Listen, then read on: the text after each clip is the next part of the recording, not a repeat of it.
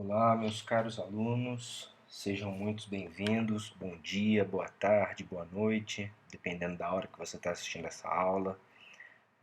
Estou muito feliz de estar com vocês mais uma vez. Hoje eu apareço aqui na câmera, tá? Acho que fica muito impessoal a gente dar aula sem se ver, né? Não sei, acho que fica muito diferente. Não sei, o que vocês estão achando dessas aulas assim virtuais? Depois vocês me contam. Eu, particularmente, sinto muita falta de uma aula dialogada, né? De uma aula que é uma troca entre professor e aluno, né? Para mim faz muita diferença. Espero que vocês estejam todos bem, espero que vocês estejam se cuidando, seus familiares, seus entes queridos. Espero muito, muito que o quanto antes a gente volte a se encontrar na Faculdade de São Lucas. Eu estou tentando aqui, nós estamos tentando fazer o máximo, né, para garantir o bom aproveitamento aqui de vocês. Não tem, não tem sido muito fácil, mas está indo bem, né, estamos pegando jeito. E, bom, nós vamos continuar, na verdade, a aula de hoje, a aula do dia 1º de abril de 2020, é uma continuação, né, é uma continuação aquilo que vocês viram na aula passada, né? Na aula passada nós começamos a falar sobre a Constituição Federal, né? Começamos a fazer a leitura da Constituição Federal para nós entendermos os princípios fundamentais e os direitos e garantias fundamentais, né? Então nós fizemos na aula passada a leitura, né, além da parte nossa introdutória, né, a parte de conteúdo, a parte conteudista. Nós tivemos ainda a leitura do artigo 1º até o artigo 5º da Constituição, até o artigo 6º da Constituição, desculpe, tá? Até o artigo 6º, uma aula bem longa, né, meus alunos? Uma aula bem longa. E hoje nós teremos a segunda parte, que é do artigo 7º em diante, tá? Então, nós vamos continuar. Depois disso, né, depois da gente fazer esse estudo, nossas aulas vão ficar bem. Nós vamos para a parte mais difícil, para falar a verdade, né, mas a gente já vai caminhando para o fim. Né, a gente vai caminhando para o final, que é a parte do controle de constitucionalidade.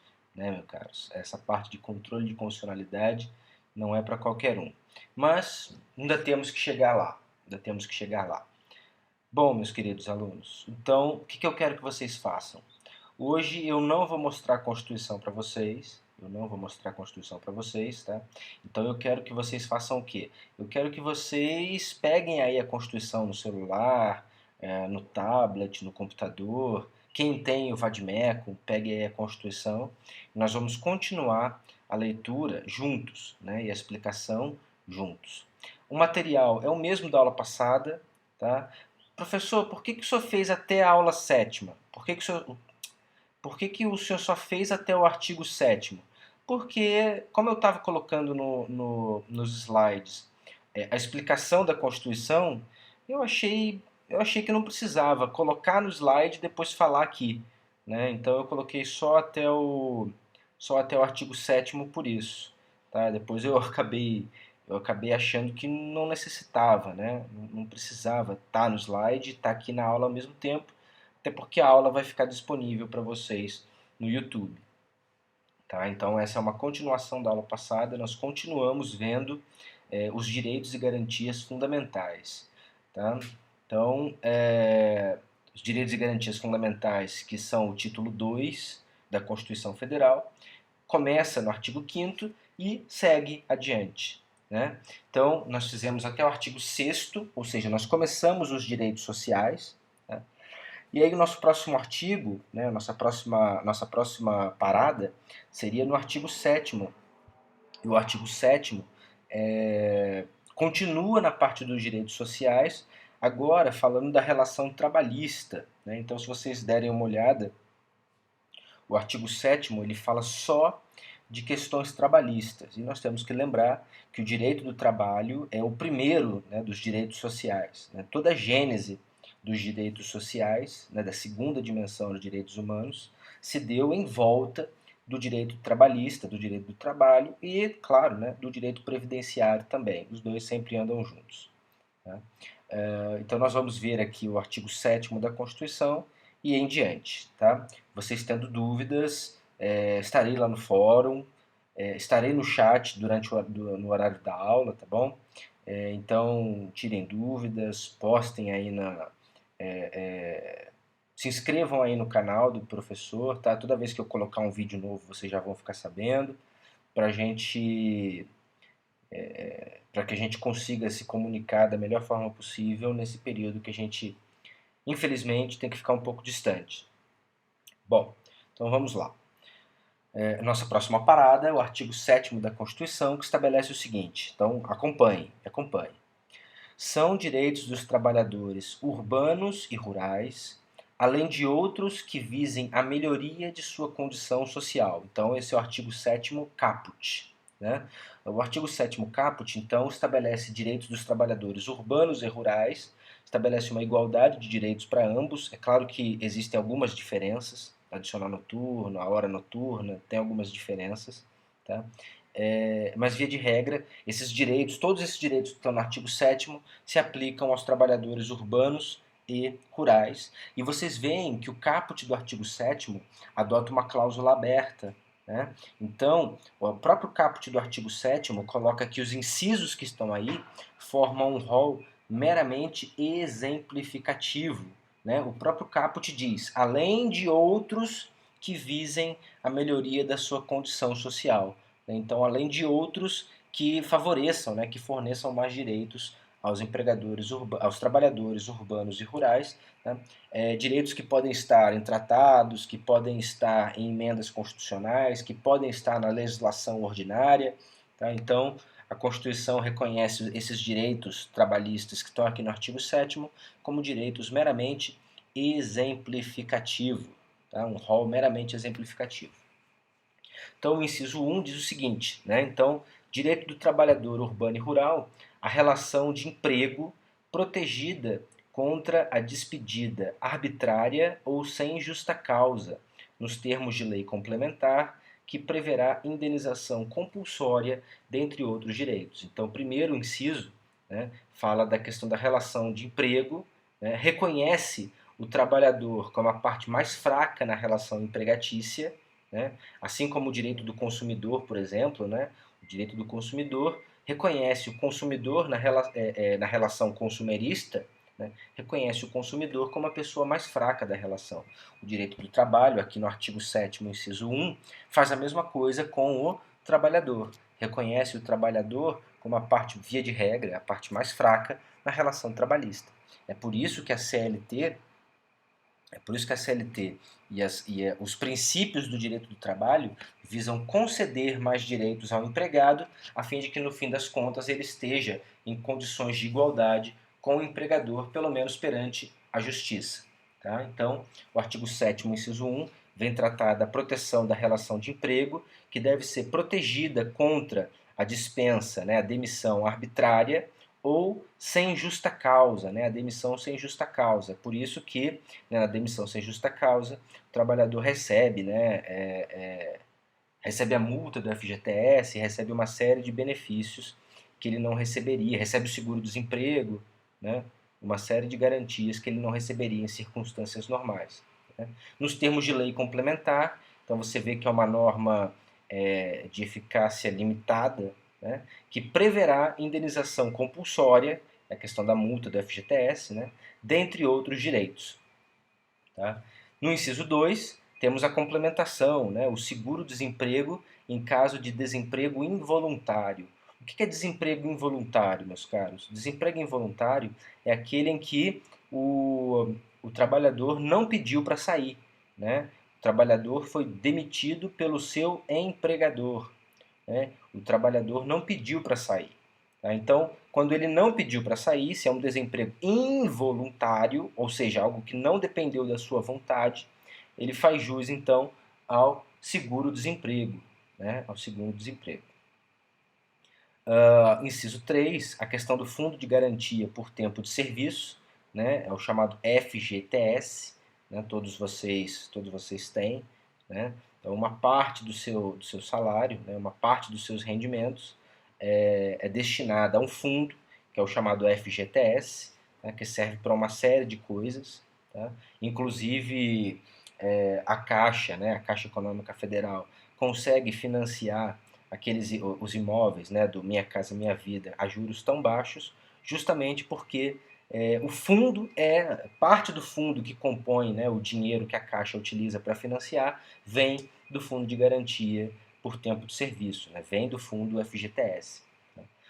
O trabalhador, via de regra, não levanta esse dinheiro, né, não levanta, são situações excepcionais, por exemplo, 3 anos trabalhando sem carteira assinada, ou então a comprovação de algumas doenças que são estabelecidas na lei do FGTS, né? Doenças como paralisia, AIDS, câncer e etc. Né? Então, uma parte do seu salário, você sabe o que é FGTS, né? Você deve receber de 3 em 3 meses se você trabalha fichado, né, como se diz. Se você trabalha com carteira assinada, você deve receber de 3 em 3 meses o extrato do FGTS dizendo de quanto né, quanto foi o rendimento da sua conta, né, ou das suas contas nesse período. Temos o inciso 4. Então, o inciso 4 estabelece a proteção para o trabalhador, né, a proteção para que haja um salário mínimo fixado em lei, nacionalmente unificado, ou seja, um salário mínimo para todo o território nacional, um salário mínimo que aí vem a parte engraçada, né, que seja capaz de atender às suas necessidades vitais básicas e as de sua família, com moradia, alimentação, educação, saúde, lazer, vestuário, higiene, transporte, previdência social, com reajustes periódicos que lhe preservem o poder aquisitivo, sendo vedada a sua vinculação para qualquer fim. Bom, então, o artigo 7º, inciso 4, estabelece para o trabalhador a existência, né, o direito de um salário mínimo, a existência de um salário mínimo fixado em lei, e que seja nacionalmente unificado, né, o salário mínimo nacional, nesse caso, né, esse ano é de R$ 1.036, se bem me lembro, né, e que seja capaz, diz a Constituição, que seja capaz de atender às necessidades de vida, né, básica do trabalhador e da sua família. Né. Essa parte ficou um pouco prejudicada, né, se a gente parar para pensar, R$ 1.036 hoje, né, por mais que seja algum dinheiro, e né, não é suficiente, para que a pessoa consiga efetivamente ter um mínimo existencial. Né? É bem complicado a gente viver com R$ 1.000. Não é impossível, não é impossível. Aliás, tem até gente que vive com muito menos que isso. Aliás, eu não sei nem se vive, né? Talvez sobreviva com menos do que isso. Mas é uma vida muito complicada, né? Só a gente parar para pensar, a faculdade de vocês, quanto custa? Né? Quanto que vocês pagam para estudar, né? Para ter o curso, o diploma de ensino superior? Não chega a ser R$ 1.000, mas se for metade disso, né, é substancial. 50% desse rendimento, né, é algo substancial.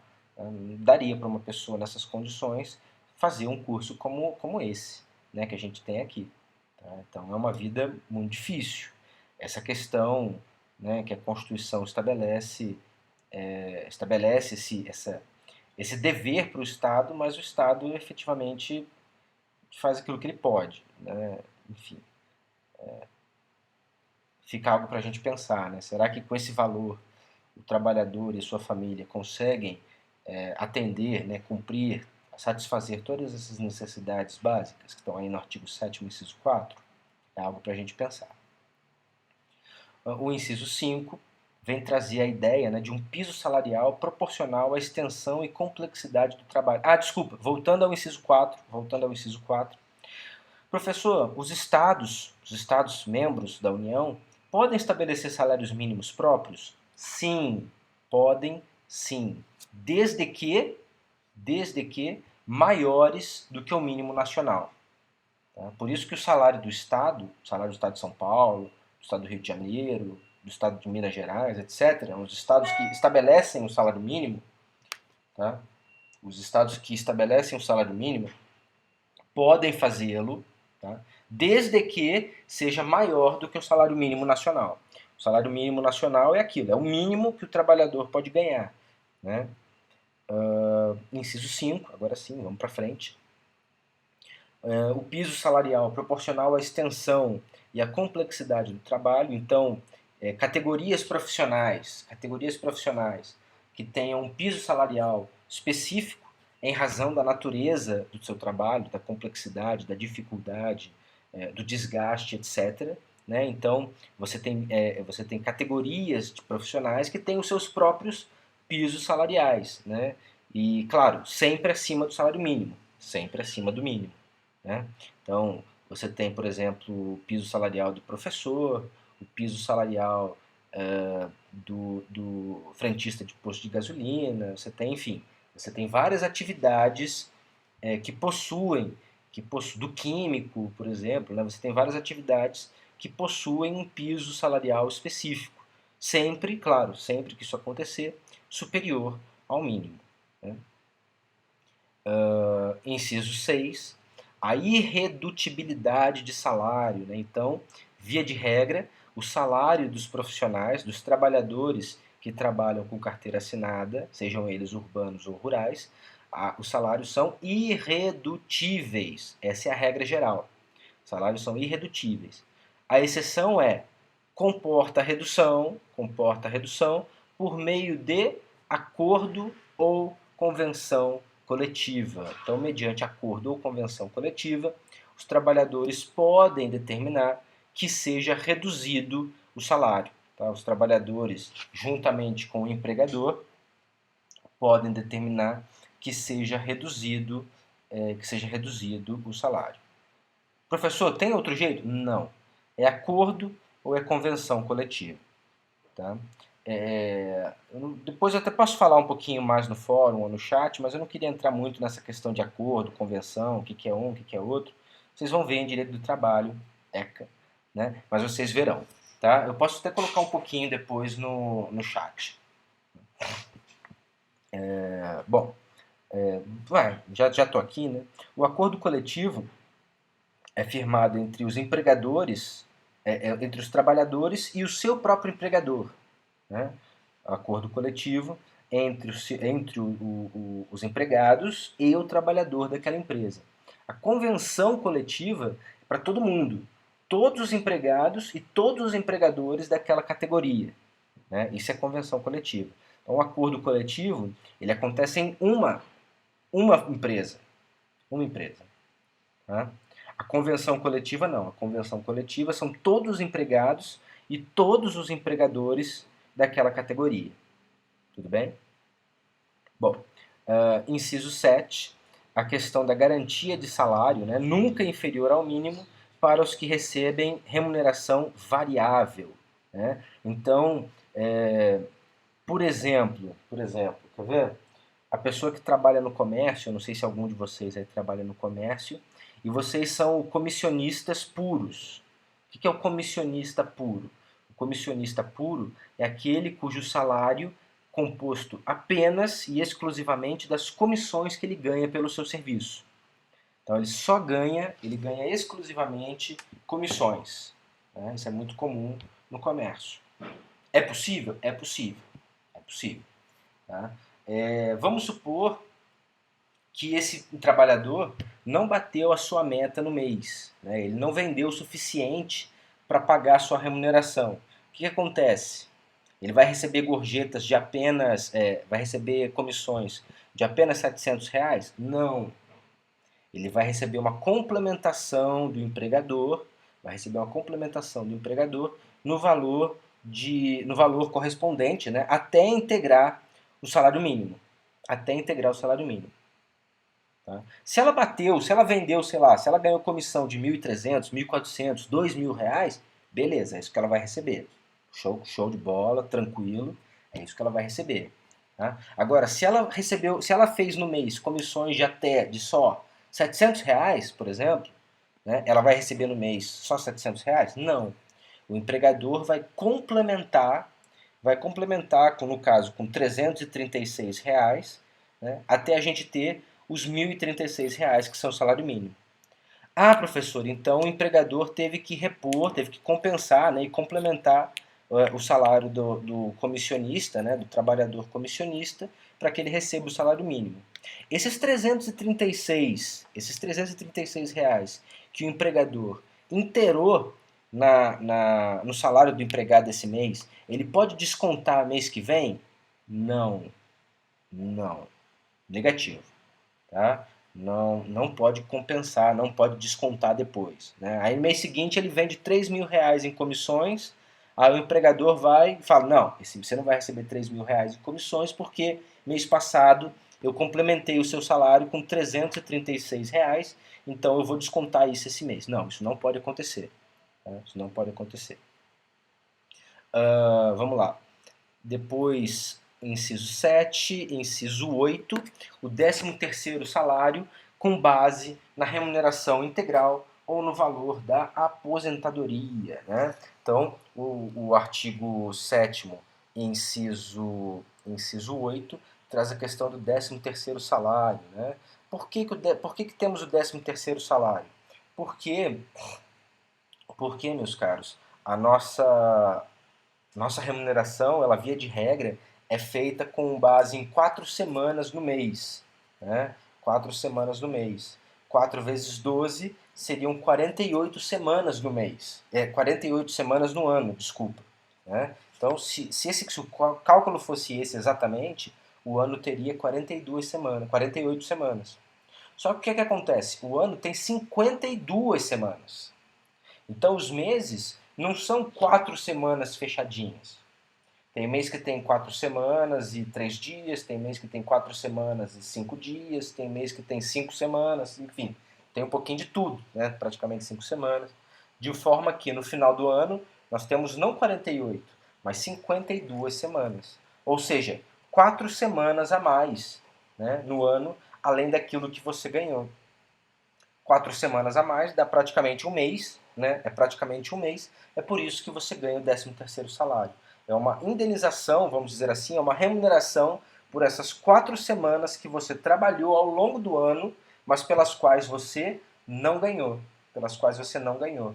Então, o 13º salário não é nenhuma boa ação, não é nenhuma caridade do empregador, né? É o empregador trabalhando por um período, né, por um serviço que ele usou do empregado, né, ele extraiu força de trabalho do empregado, mas pelos quais o empregado não necessariamente recebeu. Tá? Depois, temos a remuneração do trabalho noturno superior ao diurno, né, a remuneração do trabalho noturno superior ao diurno. Tá? Então, a hora noturna, além de ser menor, né, no caso do trabalhador rural, no caso do trabalhador urbano, a hora noturna, que começa às 10 da noite, né, vai até às 6 da manhã, se não me engano, né, a hora noturna tem 52 minutos e 30 segundos. Né, 52 minutos e 30 segundos. Então, a hora do trabalhador urbano, a hora noturna, ela é menor.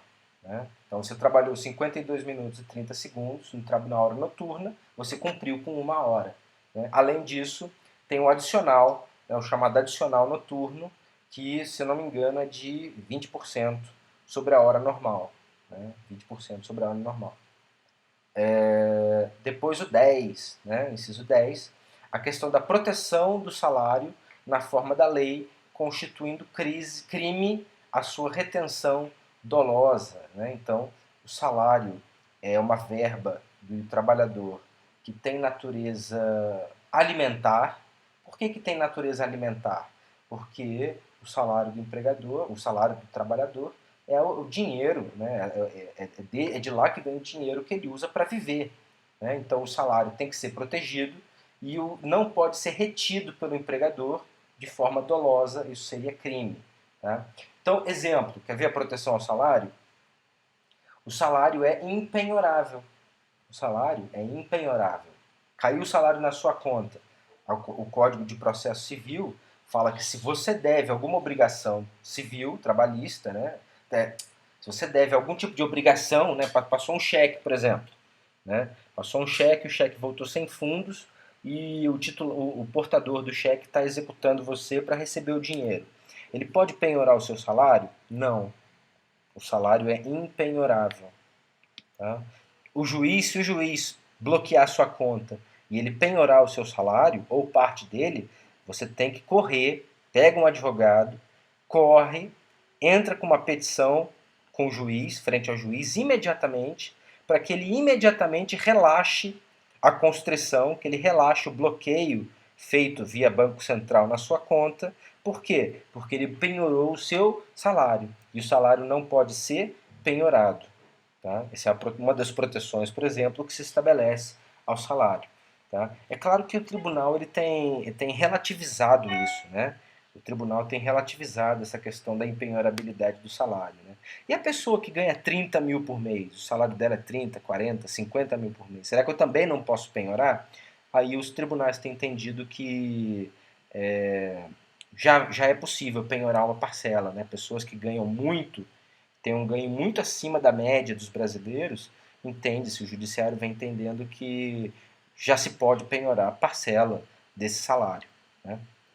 Mas isso é claro, não vale para quem ganha 3 mil, 4 mil, 5 mil, 6 mil reais. Né? Isso vale para quem ganha 20, 30, 40 mil reais. Né? Ganha muito, muito mais do que o brasileiro médio. Né? Lembrando que a média de salário do brasileiro, né? A média de salário do brasileiro não chega a 3 mil reais. Né? O salário médio do brasileiro gira em torno da casa dos 2.500, 2.600, 700 reais.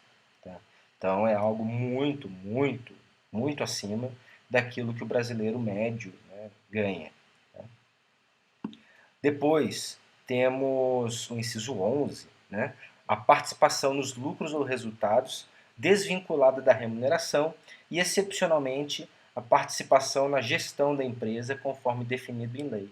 Então, de novo, né, é uma norma de eficácia, uma regra constitucional de eficácia limitada nesse caso, né, porque a participação vai ser definida, pode ser definida, né, pode ser reduzida pelos termos da lei, né, pode ser restringida pelos termos da lei, né, e estabelece a PLR, né, para alguns tipos de empresas. Né, a lei regula a PLR para alguns tipos de empresas, tem que ter um faturamento, tal, enfim. Né, mas aí é permitido que os trabalhadores daquela empresa participem nos lucros e nos resultados. Né, é o chamado PLR, né, participação nos lucros e resultados. Então, além da remuneração, além do salário, né, quando é feita a apuração de lucro, apurando-se o lucro, distribui-se parte do lucro, uma parte do lucro, claro, né, entre os funcionários, né, entre os empregados. Né. Inciso 12, o salário família, que é pago em razão do dependente do trabalhador de baixa renda nos termos da lei. Tá? Então, comprovando-se ali, né, a questão de baixa renda, comprovando-se ser trabalhador de baixa renda, o empregado faz jus ao salário família.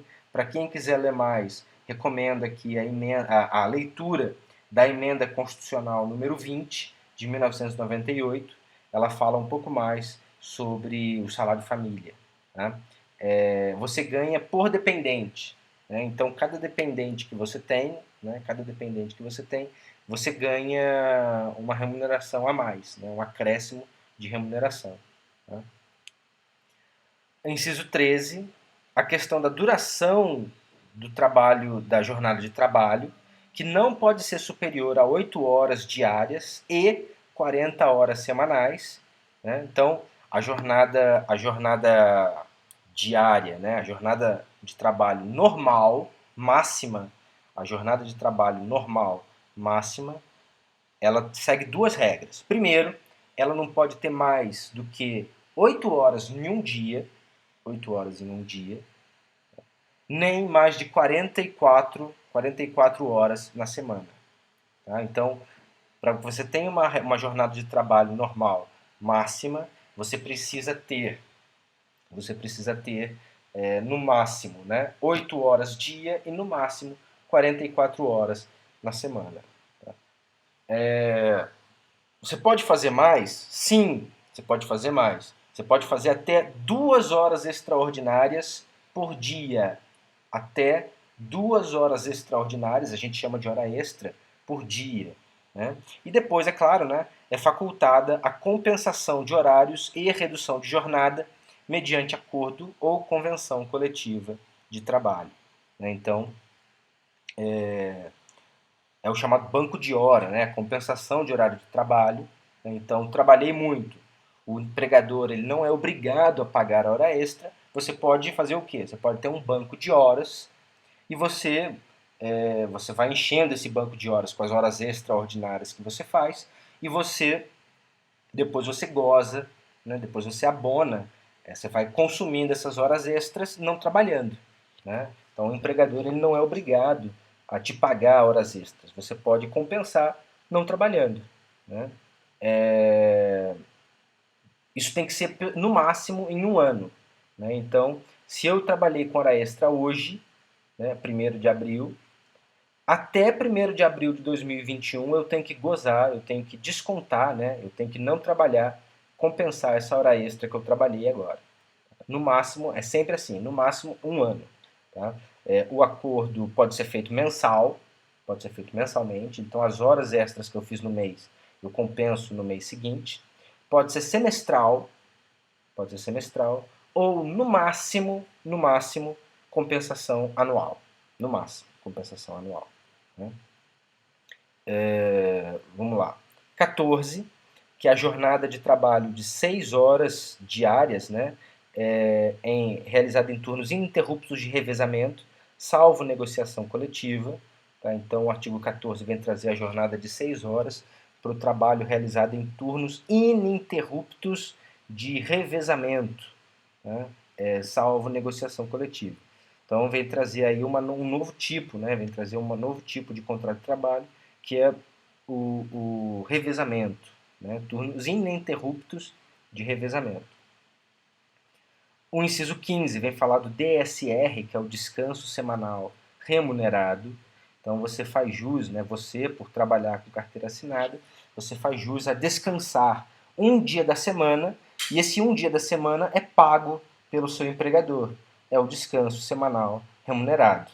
Né? Então você, no seu contra-cheque que você recebe, você vê lá DSR, D de dado, S de sapo, R de rei. Né? Você vê lá DSR e você vê um valor que é aquilo que o empregador pagou para você descansar nesse dia. Né? Todo mundo tem direito a um dia na semana para descanso. A Constituição diz que preferencialmente aos domingos. Né? Preferencialmente aos domingos, mas não precisa obrigatoriamente ser no domingo. Tá? Aliás, está aqui, né? Inciso 15, repouso semanal remunerado, preferencialmente aos domingos. Né? A Constituição diz que preferencialmente será no domingo, mas não necessariamente. Tá? Vários ramos de atividade, o domingo é o dia útil. O domingo é um dia útil e as pessoas, os trabalhadores, acabam gozando desse descanso semanal remunerado algum dia da semana. No sábado, num dia útil, enfim. Né? Bom, inciso 16. A remuneração do serviço extraordinário superior ao mínimo em 50% do normal. Tá? Então, a hora extraordinária, né? A hora extraordinária, se ela for remunerada, ela é remunerada com pelo menos 50% de acréscimo sobre a hora comum. Então, se numa hora comum de trabalho você ganha 10, numa hora de trabalho extraordinário, numa jornada de uma hora extra, você vai ganhar o quê? 15, né? Porque a hora extra, ela tem no mínimo um acréscimo de 50% sobre a hora comum, sobre a hora comum. Professor, a empresa pode dar mais? É claro que sim. Ela não pode dar menos. Ela pode dar 60%, ela pode dar 65%, 70%, até 100% a mais. Né? Mas ela precisa, no mínimo, respeitar o acréscimo de 50%. Né? 17. Direito de férias anuais remuneradas, né, com pelo menos 1/3 a mais do que o mínimo salarial. Então, o inciso 17 vem estabelecer aqui, né, o seu direito de férias, o seu direito de gozar férias uma vez no ano, né? Com uma remuneração, uma férias remuneradas, que é uma remuneração de 1/3 do seu salário normal. Né? Então, apura o que você recebeu no ano anterior, divide por 3, né? Divide por 12, estabelece a média da sua remuneração e pega essa média e divide por 3. Né? E aí te paga o chamado terço constitucional de férias. Né? É o terço constitucional. De novo, a empresa pode pagar mais? Pode. Ela não pode pagar menos. Tá? Então, todo trabalhador tem direito a, no mínimo, 30 dias de férias, tá? 30 dias de férias remuneradas. E como que funciona? Né? Você trabalha, você entra para trabalhar, você está no chamado período aquisitivo. Né? Então, no seu primeiro ano, você vai adquirir o direito de gozar férias. No segundo ano, você, além de estar em novo período aquisitivo para novas férias, você está no período de gozar as férias que você adquiriu no ano passado. Né? Então, você tem um ano após o fim do período aquisitivo para gozar férias. Professor, quem determina quando eu saio de férias? O empregador. O empregador determina quando que eu saio de férias. Tá? É claro que você pode entrar num acordo com ele. É claro que você pode entrar num acordo com ele. Mas você, no fim das contas, a palavra final sempre será do empregador. Né? Professor, eu posso tirar férias picado? Pode. Tá? Pode. Atualmente, com a reforma trabalhista, você pode dividir as suas férias em 3 períodos, e um deles tem que ser maior ou igual do que, não pode ser menor, né? Não pode ser menor, tem que ser maior ou igual a 10 dias. Maior ou igual a 10 dias. Os outros eu divido como eu quiser, mas um deles tem que ser maior ou igual a 10 dias. Né? Depois disso, temos o inciso 18, que vem trazer a licença à gestante, sem prejuízo do emprego e salário, com duração de 120 dias. Duração de 120 dias. Então, temos a licença à gestante, a licença maternidade, né, que é de 120 dias, e ela continuará, né, a gestante, mesmo afastada, continuará recebendo o seu salário mensal, né, apesar de não ir trabalhar. Quem é que paga? É o empregador? Não, não. Quem é que paga? É o INSS, tá? O INSS, tá? O Instituto Nacional da Seguridade Social. Então, nesses 4 meses, nesses 120 dias em que a mulher estiver afastada em razão da gestação, ela vai receber integralmente o seu salário, vai ser custeado pelo INSS. Tá? Professor, tem como ser mais? Tem. Existe um programa do governo federal que é chamada Empresa Cidadã, né, que ela aumenta o período de férias, o período de licença gestante, e em troca, ela recebe uma série de benefícios, subsídios, incentivos fiscais, uma série de benefícios. Tá? Coloquem aí, Empresa Cidadã, vocês vão ver. Prorrogaria, né? A empresa tem o dever de prorrogar essa licença gestante, que seria de 120 dias, prorroga-se para 180. Tá? Então a gestante ela fica não 120 dias afastada, ela fica 180 dias afastada, meio ano, né? 2 meses a mais. Tá? Nesses 2 meses, quem paga é mesmo o empregador, é o empregador que paga, o INSS só paga 120 dias, os outros 60 dias restantes, quem vai pagar é o empregador, mas em troca, o empregador recebe uma série de benefícios e incentivos fiscais. Existem várias empresas aqui na região que são cadastradas nesse projeto Empresa Cidadã. Tá? Compensa, né? Se não fosse bom, as empresas não iriam aderir. O inciso 19 fala agora da licença paternidade, e para o pai são quanto tempo? 5 dias. Tá? A licença paternidade é de 5 dias em razão do homem, né? Em razão da sua paternidade.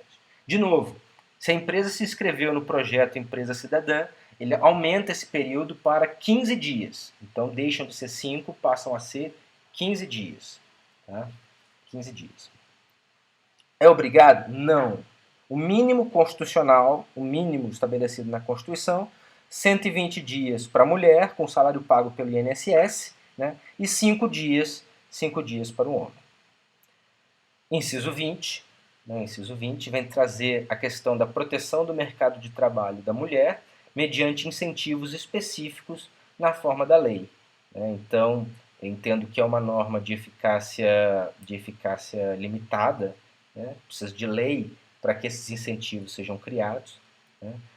Mas a ideia é fomento do mercado de trabalho da mulher. Né? Mulher que, a partir dessa década de 80, até um pouquinho antes, né, começou a deixar de ser somente dona de casa, né, passou a adotar uma jornada dupla, né, uma vida difícil, né, uma vida bem complicada, né, via de regra. Como trabalhando na iniciativa privada e assumindo ainda, né, ou se não tudo, a grande parte dos serviços de natureza doméstica, né, roupa, passar roupa, fazer cama, fazer comida, etc. Né? É claro que as empregadas domésticas substituíram, né, diminuíram esse serviço, mas eu diria até que é uma profissão em extinção. Viu? Bom, enfim, vamos lá, não vou devagar, não, vamos em frente. Inciso 21 vem trazer a questão do aviso prévio proporcional ao tempo de serviço, de no mínimo 30 dias. Né? Então, se o empregado ou o empregador vai sair, né? Se o empregado vai sair, ele tem que comunicar o empregador com pelo menos 30 dias. Se o empregador vai demitir o funcionário, ele precisa avisar com pelo menos 30 dias. Vale dizer o seguinte, né? Vale dizer o seguinte, a empresa tem como dispensar o empregado de pronto, né? É o chamado aviso prévio indenizado, né? O empregado nem chega a trabalhar, ele recebe o aviso prévio e já vai embora, tá? É o chamado aviso prévio indenizado, não trabalhado, né? Mas durante o aviso prévio, né, o empregado está de aviso prévio, a jornada de trabalho ou o salário mudam. Tá? Se for mantida a mesma jornada de trabalho diária, de 8 horas, por exemplo, o empregado não vai trabalhar o mês inteiro. Ele vai trabalhar 3 semanas. Ele vai trabalhar 3 semanas. Ou então ele tem a escolha de trabalhar 4 semanas, mas em vez de trabalhar 8 horas por dia, ele vai trabalhar só 6. Ele vai trabalhar só 6. Professor, para que isso? Ué, a lei estabelece, a CLT no caso, né, estabelece essa diminuição da jornada de trabalho do empregado a fim de que ele tenha tempo hábil para pesquisar no mercado, né, e encontrar uma nova colocação. Então, para isso que a CLT possibilita que o empregado diminua a sua jornada de trabalho, tá, no mês, de 4 semanas para 3 semanas, trabalhando 8 horas diárias, ou então vai trabalhar as 4 semanas, mas em vez de trabalhar 8, ele vai trabalhar 6 horas por dia. Tudo isso para que ele tenha tempo de se recolocar, né, de se recolocar no mercado de trabalho. Professor, tem como acumular as duas coisas? Não. Só se o empregador aceitar. Né? O empregador precisa aceitar. Mas é ou uma ou outra coisa. Tá? Vamos lá, 22. Né? A questão da redução dos riscos inerentes ao trabalho por meio de normas de saúde, segurança e higiene, questão da saúde, segurança e higiene do trabalho, né, que instaurou várias questões, várias regras diferentes, né, várias normas diferentes, estabeleceu vários institutos, como o PCMSO, né, o Programa de Saúde Ocupacional, a questão dos EPIs, né, os equipamentos de proteção individual e coletivo, né, enfim, a proteção da vida do trabalhador, da saúde do trabalhador em ambientes nocivos à sua saúde. Né? Protetores auriculares, protetores óticos, né, caso dependendo do risco ao qual o trabalhador está exposto. Né? 23. O adicional de remuneração para as atividades penosas, insalubres e perigosas na forma da lei. Né? Então, o inciso 23 vem falar das atividades insalubres e perigosas as perigosas, via de regra, são aquelas que põem em risco, né, a vida do empregado, e as insalubres são aquelas que implicam, né, em diminuição das capacidades físicas com o passar do tempo. Então, uma atividade perigosa, por exemplo, é o posto de gasolina, né, se não me engano, que mexe com combustíveis inflamáveis, né, explosivos. Então, é considerado uma atividade perigosa, tem um adicional. Né? Vale lembrar o seguinte: é possível que uma mesma atividade seja insalubre e perigosa? Sim, sim, é possível que uma mesma atividade seja insalubre e perigosa. Agora, o trabalhador recebe os dois adicionais? Não. O trabalhador é obrigado, na opção, né, caso o seu trabalho seja ao mesmo tempo insalubre e perigoso, ele tenha o direito de escolher por uma das remunerações. Ele tem o direito de selecionar um dos acréscimos. Ou ele vai selecionar o acréscimo da periculosidade, ou ele vai selecionar o acréscimo da insalubridade. Ele não pode receber os dois. Ele não tem direito de receber os dois. Professor, e a penosidade?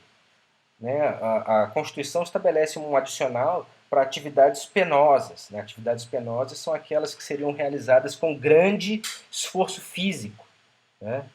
Bom, como vocês estão vendo, né, é uma norma de eficácia limitada, né, porque a lei tem que estabelecer os adicionais e não existe lei que estabeleça remuneração para as atividades penosas. Não existe. Por isso que não tem esse adicional, não existe esse adicional. Tá? Seriam atividades realizadas com grande esforço físico, grande desgaste físico. Né? Não existe esse adicional. Não existe lei para estabelecer esse adicional. Por isso que vocês só conhecem a insalubridade e a periculosidade. Os dois sim, os dois já existem. Né? A periculosidade, que se eu não me engano é 30% do salário, acho que é isso, 30% do salário. E a insalubridade tem faixas, né? A baixa insalubridade, a média insalubridade e a alta insalubridade. Tá? Eu não me lembro agora, eu não me recordo quais são os adicionais, mas isso é fácil de vocês verificarem se vocês quiserem. Né? O artigo 7º, inciso 24, vem estabelecer um outro direito muito importante, que é o direito da aposentadoria.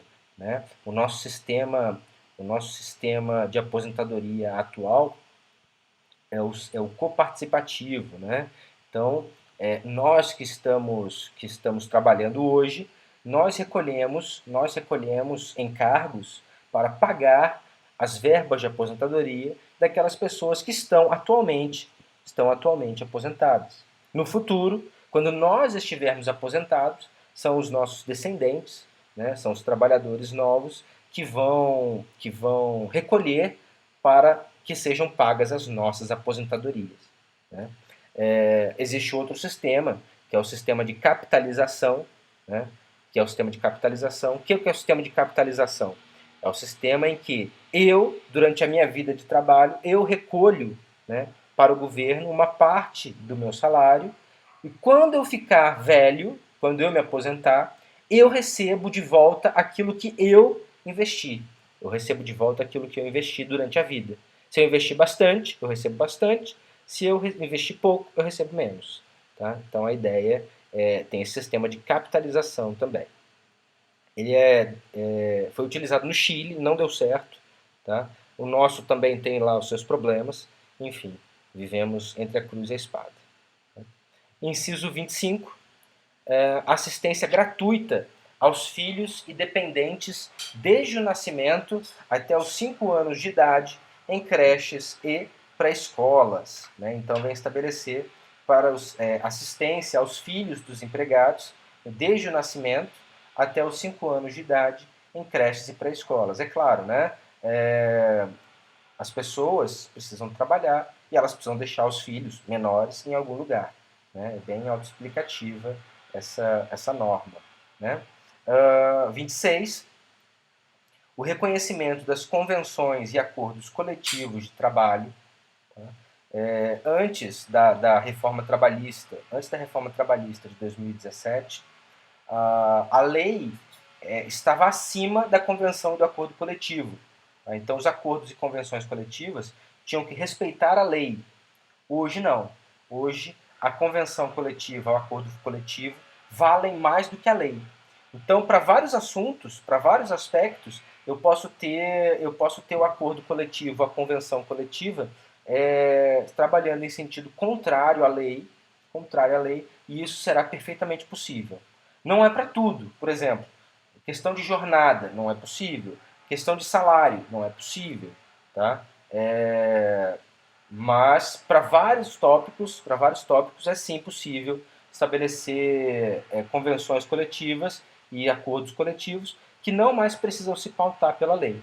Tá? Vamos lá, o que mais? 27. A proteção do trabalhador em face da automação, né, em face da automação, via de regra, essa é a capacitação, né, programas de capacitação de trabalhadores para que eles possam atuar no mercado de trabalho cada vez mais mecanizado, cada vez mais digital, de forma a proteger, né, os empregos dessas pessoas, o trabalho das pessoas em frente, né, em face da automação crescente. Né. O inciso 28, que é o seguro contra acidente de trabalho, que é a responsabilidade do empregador, sem exclusão da sua responsabilidade, né, no caso de dolo ou culpa.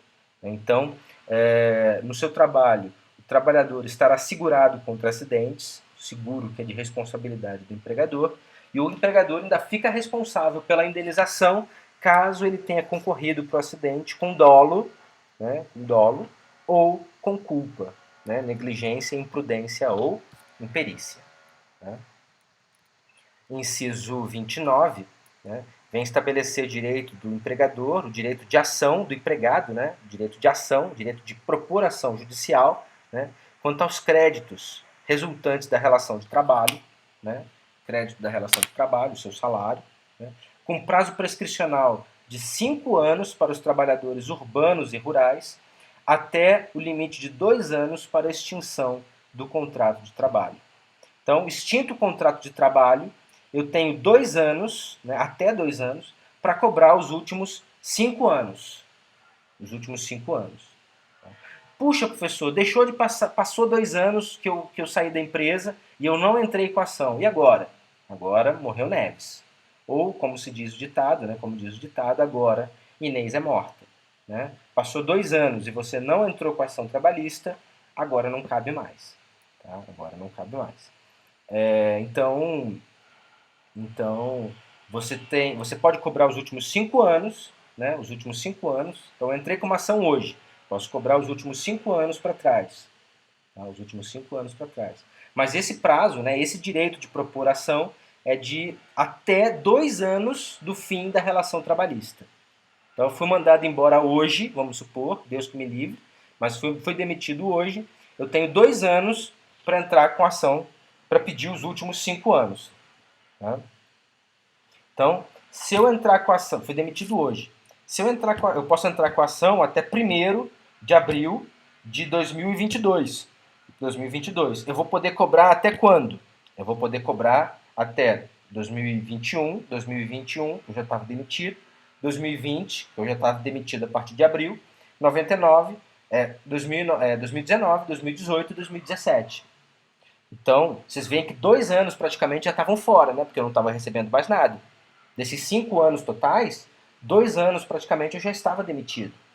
Então você vê que o problema de demorar, né, dormientibus non succurit ius. O direito não socorre os que dormem. Demorou, você perdeu. Ó, dos 5 anos que você tinha para cobrar, você perdeu praticamente 2 anos inteiros. Você vai poder cobrar 2019, 2018, 2017. Né? Por quê? 2020 você vai poder cobrar até abril, até a data da sua demissão, e 2021 você já não estava recebendo mais nada. Né? Então, inciso 30, vem estabelecer, né, a proibição de diferença do salário, de exercício de funções e de critérios de admissão por motivo de sexo, idade, cor ou estado civil. Né? Isso ainda não foi plenamente atingido no Brasil. Nós estamos melhorando, sim, lentamente, mas estamos melhorando. Eu acho que um grupo de PI do ano passado fez um trabalho muito bacana sobre isso.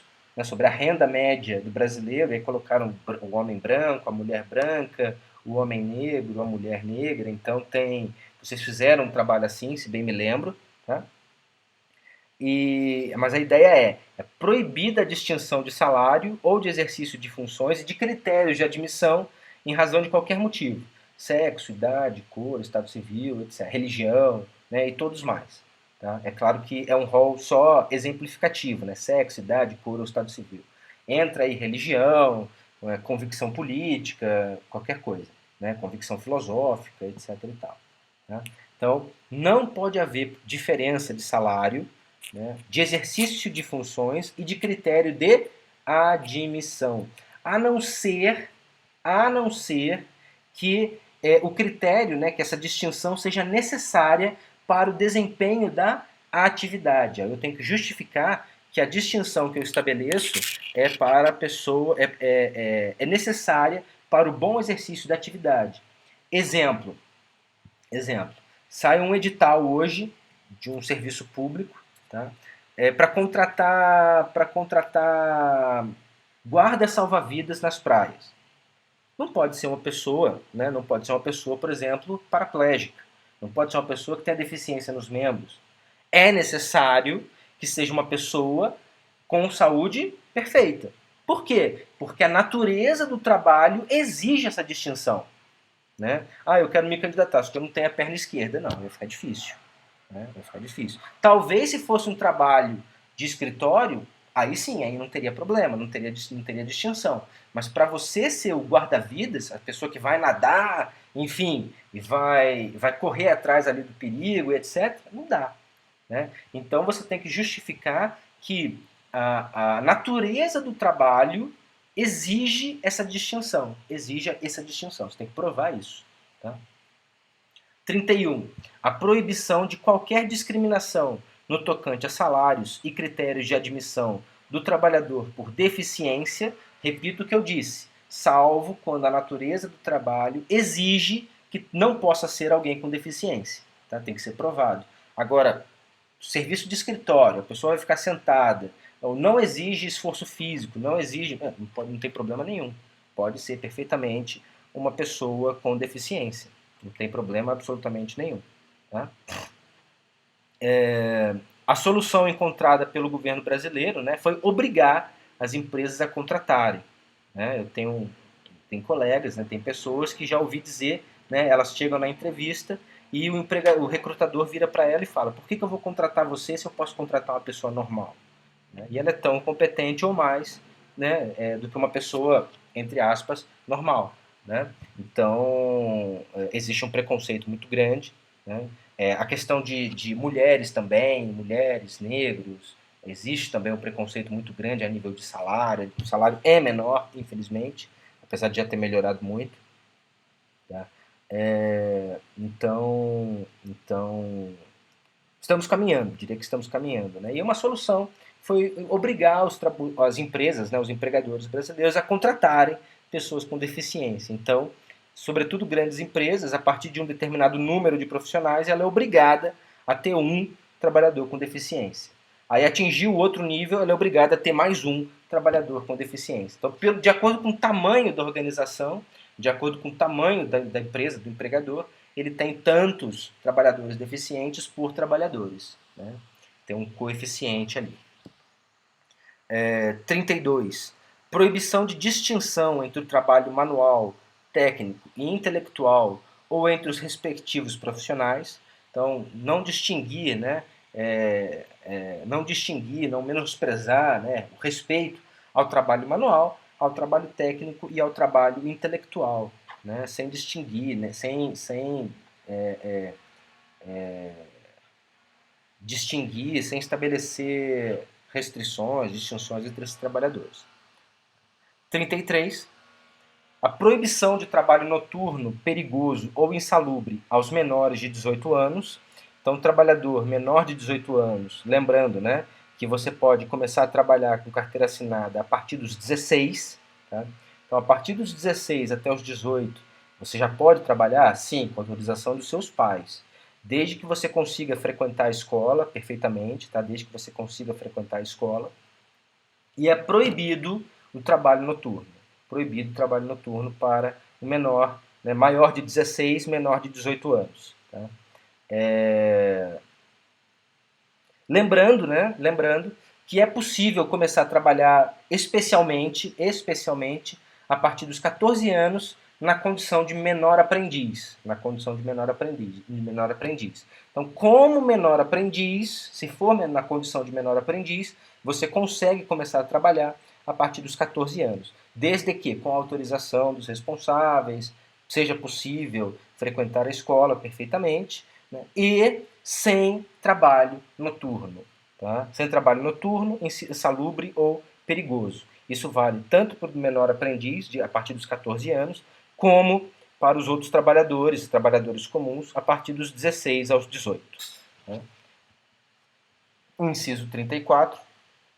Igualdade de direitos entre o trabalhador com vínculo empregatício permanente e o trabalhador avulso.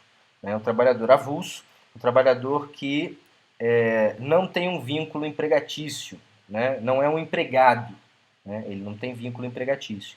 Ele trabalha quando aparece serviço. Não confundam, tá? O trabalhador avulso com o temporário. Tá? Os temporários não são não são aquele pessoal que é contratado na Páscoa, contratado no Natal. Aquilo lá não é trabalhador temporário. Tá? Trabalhador temporário tem a ver com trabalhador avulso, que não é empregado. Não é empregado. Aqueles são contratos de trabalho, são empregados contratados com contrato de trabalho com prazo determinado. Não confundam. Não confundam. Eles não são temporários. Eles não são temporários. Temporário, por exemplo, é o trabalhador avulso. Tá? Trabalhador avulso. Vários motivos diferentes. Primeiro, eles não têm vínculo empregatício. Tá? Eles prestam serviço através, né, de um órgão de um órgão especializado, né, de gestor de mão de obra, que geralmente é o sindicato. Tá? Então tem um órgão gestor de mão de obra ao qual eles são vinculados. E aí quando aparece serviço, né, quando aquele órgão gestor de mão de obra é acionado, ele manda para o local de trabalho, ele manda os trabalhadores. Tá? Então a pessoa que recebeu o serviço, né, a empresa que recebeu o serviço, né, o tomador de serviço, no final ele paga quem? Ele paga o órgão gestor de mão de obra. O órgão gestor de mão de obra tira a sua parte e repassa a diferença para os trabalhadores avulsos. Tá? Então o trabalhador avulso não é aquele pessoal do final do ano, tá? Não é temporário. Bom, parágrafo único. São assegurados à categoria dos trabalhadores domésticos os direitos previstos nos incisos tais, atendidas as condições estabelecidas em leis de observada a simplificação do cumprimento das obrigações tributárias principais e acessórias decorrentes da relação de trabalho. Gente, e as suas peculiaridades, previstos nos incisos tais, bem como sua integração à Previdência Social. Então vocês veem que esse artigo ele estabelece direitos para os trabalhadores urbanos e rurais. Os trabalhadores domésticos não têm os mesmos direitos, eles não têm os mesmos direitos dos trabalhadores rurais e urbanos. Por exemplo, o trabalhador doméstico pode fazer atividade insalubre? Pode. Recebe o adicional? Não. Não. O adicional de periculosidade e insalubridade não foi estendido ao trabalhador doméstico. Não foi estendido ao trabalhador doméstico. Tá? Então, cuidado, o trabalhador doméstico não tem os mesmos direitos que os trabalhadores rurais e urbanos, o rol de direitos é menor. Tá? Emenda Constitucional 72 de 2013, tá? 2013. E, então tem algumas diferencinhas, vocês vão estudar isso em direito trabalhista, não tenho dúvida. Tá? Beleza. Artigo 8º. O artigo 8º vem estabelecer um outro direito fundamental, que é o direito de livre associação profissional ou sindical. Né? Então, o artigo 8º estabelece o seguinte: é livre a associação profissional ou sindical, observado o seguinte. Inciso 1. A lei não poderá exigir autorização do Estado para a fundação de sindicato. Então, o sindicato hoje não depende mais, ele não precisa mais de autorização do Estado para existir, ao contrário do que acontecia na Constituição de 37, por exemplo, né, na Constituição Polaca, nas Constituições, na Constituição de 67, por exemplo. Né? Ressalvado o registro no órgão competente, né, tem que estar registrado, é claro, né, você tem que ter documentos de que ele existe, né, vedadas ao poder público a interferência e a intervenção na organização sindical. Então, o poder público não pode interferir ou intervir na organização sindical. O sindicato se pauta pelas suas próprias regras. Tudo que ele precisa fazer é criar o seu estatuto, registrar o seu estatuto. É só isso. Tá? Ele não precisa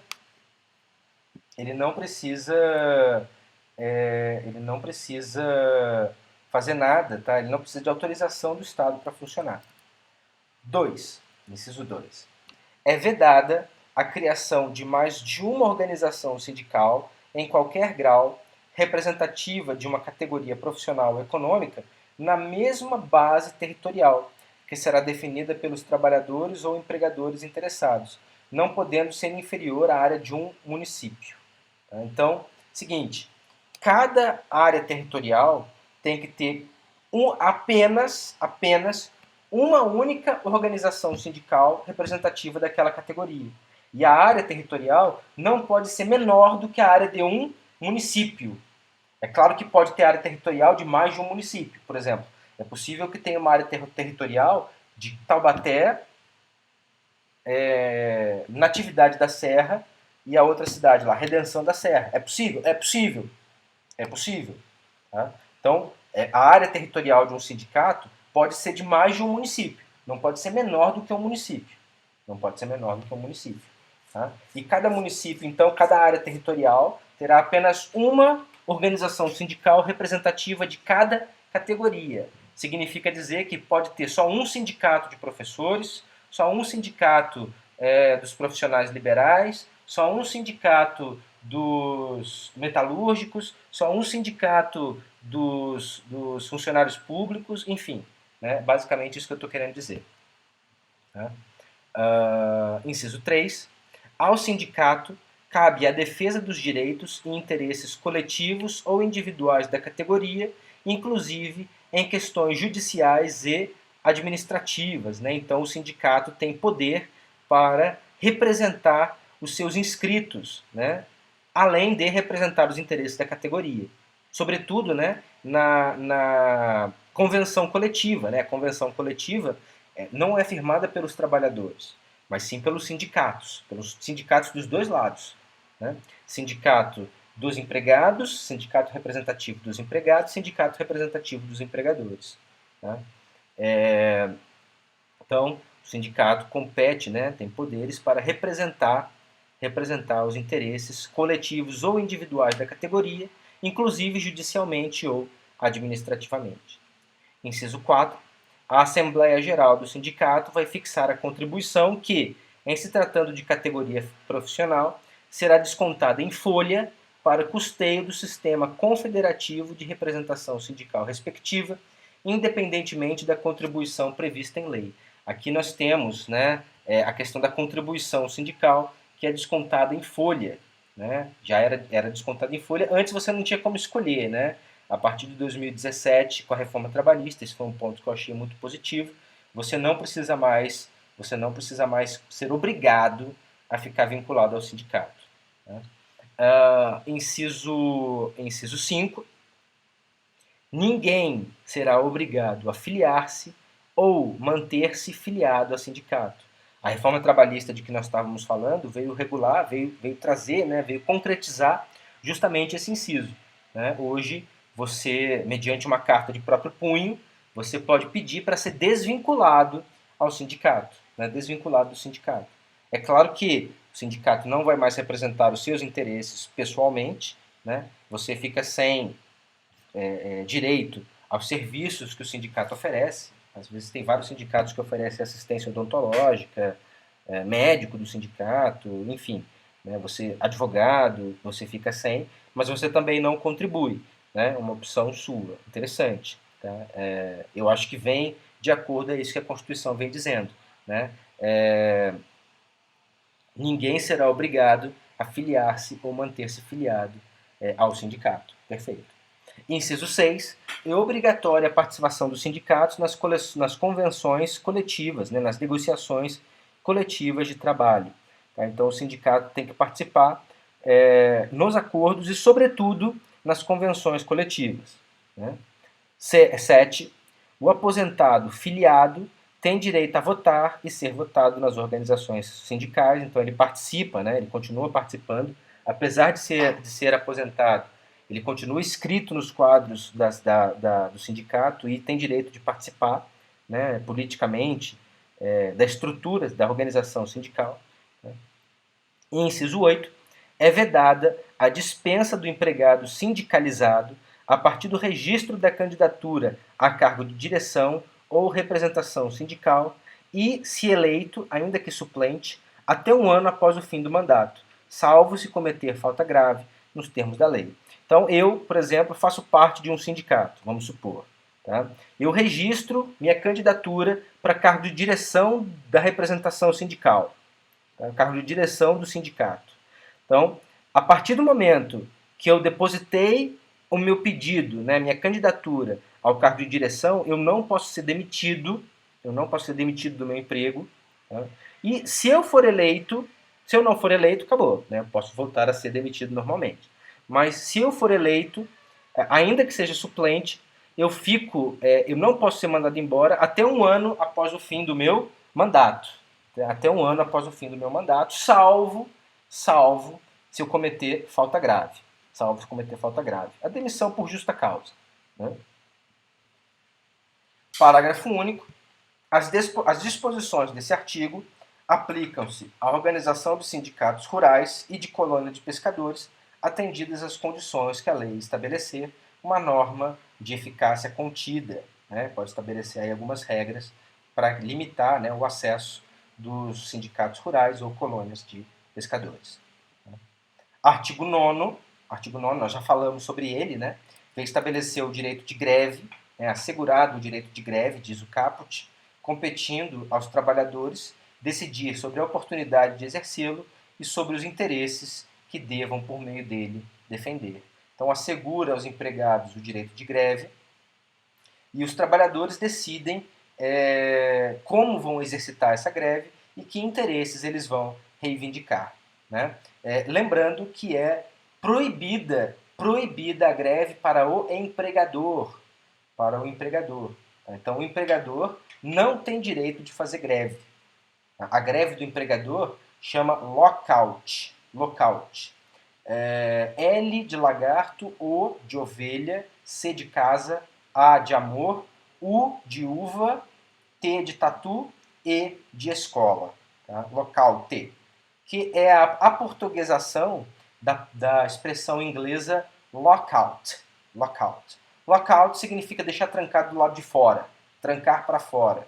Né? A greve do empregador era como? Ele trancava a fábrica e não deixava os empregadores entrarem, não deixava os trabalhadores entrarem, não deixava os trabalhadores trabalhar. Tá? E, claro, não recebiam salário nesses dias. Tá? Então, o direito brasileiro permite o direito de greve apenas para os trabalhadores, apenas para os empregados. Empregadores não têm direito de fazer greve. Né? Parágrafo 1º. A lei definirá os serviços ou atividades essenciais e disporá sobre os atendimentos das necessidades inadiáveis da comunidade. Então, a lei estabelece para alguns tipos de serviço o princípio da continuidade. Existem serviços que, mesmo que haja greve, não podem parar. Então, a lei estabelece que é necessário que fique um percentual mínimo de trabalhadores rodando para que aquele serviço não pare por completo. Exemplo, profissionais de saúde. Vão parar os hospitais? Não pode. Ainda que seja um hospital privado. Profissionais do transporte público. Também não pode parar. Tem que manter uma porcentagem da frota rodando. Profissionais dos correios. Também não pode parar. Tem que manter uma porcentagem da frota, da porcentagem do serviço acontecendo. Né? E parágrafo 2º. Os abusos cometidos sujeitam os responsáveis às penas da lei. Né? Sujeitam os responsáveis às penas da lei. Então, exemplo, a pessoa ser constrangida a entrar na greve. Isso é ilegal. Isso é ilegal. Tá? Você tem o direito de aderir à greve ou não. Se você quiser trabalhar normalmente no meio da greve, é seu direito. Você não pode ser constrangido, a fazer parte, né, a aderir ao movimento grevista. É uma escolha sua. Né? Artigo 10. É assegurada a participação dos trabalhadores e empregadores nos colegiados dos órgãos públicos em que seus interesses profissionais ou previdenciários sejam objeto de discussão e deliberação. Então, nos colegiados dos órgãos públicos em que se esteja decidindo questão profissional ou previdenciária, é permitida a participação dos trabalhadores e empregadores interessados. Né? E artigo 11. Nas empresas de mais de 200 empregados, é assegurada a eleição de um representante destes, né, um representante dos empregados, com a finalidade exclusiva de promover-lhes o entendimento direto com os empregadores. Né? Então, nas empresas com mais de 200 funcionários, vai ser eleito um representante que é quem vai estabelecer o canal de comunicação dos trabalhadores com os empregadores. Bastante coisa, mas terminamos o título, terminamos os direitos sociais que iam do artigo 6º até o artigo 11. Né? E ainda, no título dos direitos e garantias individuais, no título 2, temos o capítulo 3, que vem falar da nacionalidade. Tá? Então, o que é nacionalidade? Nacionalidade, meus caros, é o laço jurídico que une vocês a um Estado. Isso é nacionalidade. Vocês são nacionais brasileiros, vocês são cidadãos brasileiros, por quê? Porque vocês têm um vínculo jurídico que une vocês ao Estado brasileiro. E esse vínculo jurídico é a nacionalidade. Tá? Então, a nacionalidade pode ser primária ou secundária, né? É a questão de ser brasileiro nato e naturalizado. Né? Naturalizado. Tá? Então, vamos lá. Então, artigo 12. São brasileiros, diz o caput. Inciso 1, natos. O que é o brasileiro nato? Então, tem aí os incisos A, B e C. Né? São brasileiros natos os nascidos na República Federativa do Brasil, ainda que de pais estrangeiros, desde que estes não estejam a serviço de seu país. Desde que os pais não estejam a serviço de um outro país. Então, os pais estão aqui no Brasil, mas estão a serviço do governo mexicano ou do governo alemão. Tá? Se esse for o caso, aí o Brasil não reconhece naturalidade a essa criança. Tá? Do contrário, tem um casal aqui de férias, um casal do Canadá, a mulher está grávida, nasceu o filho no Brasil. O direito brasileiro vai considerá-lo brasileiro, ainda que os pais sejam estrangeiros. Nasceu no solo brasileiro, é brasileiro. Né? B. Os nascidos no estrangeiro, de pai brasileiro ou mãe brasileira, desde que qualquer um deles esteja a serviço da República Federativa do Brasil. Então, o brasileiro nato, né? A nacionalidade primária é brasileira. Né? Aquela pessoa nascida no exterior, mas que tem um pai brasileiro ou uma mãe brasileira, e desde que qualquer um deles esteja a serviço da República Federativa do Brasil. É o exemplo do filho de um diplomata, o filho de um cônsul, né? De um embaixador brasileiro que nasce no exterior. Ele será considerado pelo Brasil, ele será considerado brasileiro nato. Por quê? Porque o seu pai ou sua mãe, ou os dois, né? Estava ou estavam a serviço do Estado brasileiro. Tá? C. Os nascidos no estrangeiro de pai ou mãe brasileira, desde que sejam registrados em repartição brasileira competente ou venham residir na República Federativa do Brasil e optem, a qualquer tempo, depois de atingida a maioridade, pela nacionalidade brasileira. Então é o seguinte, estou morando no exterior com a minha esposa, nasceu nosso filho lá. O que eu faço? Corro para a embaixada brasileira, registro meu filho lá, tá? Pronto, suficiente. Meu filho será brasileiro. Tá? Ou então, eu venha a residir no Brasil e a qualquer momento, depois que ele fizer 18 anos, depois que ele atingir a maioridade, ou ela atingir a maioridade, ela opte pela nacionalidade brasileira. Tá? Ela tem esse direito, então. Tá? Nasceu no exterior, não registrei no consulado, não registrei na embaixada, mas se eu voltei a morar no Brasil, depois que ela atingir a maioridade, ela vai ter direito de selecionar a naturalidade brasileira, a nacionalidade brasileira. E são brasileiros, inciso 2, naturalizados. O que é o naturalizado? O naturalizado era aquela pessoa que tinha um vínculo jurídico com outro estado, mas decidiu por adotar um vínculo com o Estado jurídico brasileiro. O Estado jurídico brasileiro. Tá? Esses são os naturalizados. São pessoas que deixaram a sua nacionalidade anterior para adotar essa nacionalidade brasileira, a nacionalidade brasileira. Tá? Então, são naturalizados os que, na forma da lei, adquiriram a nacionalidade brasileira, exigidas aos originários de país de língua portuguesa apenas residência por um ano ininterrupto e idoneidade moral. Então, veja bem, então, para os países de língua portuguesa, o Brasil tem tratados internacionais que facilitam a aquisição da nacionalidade brasileira.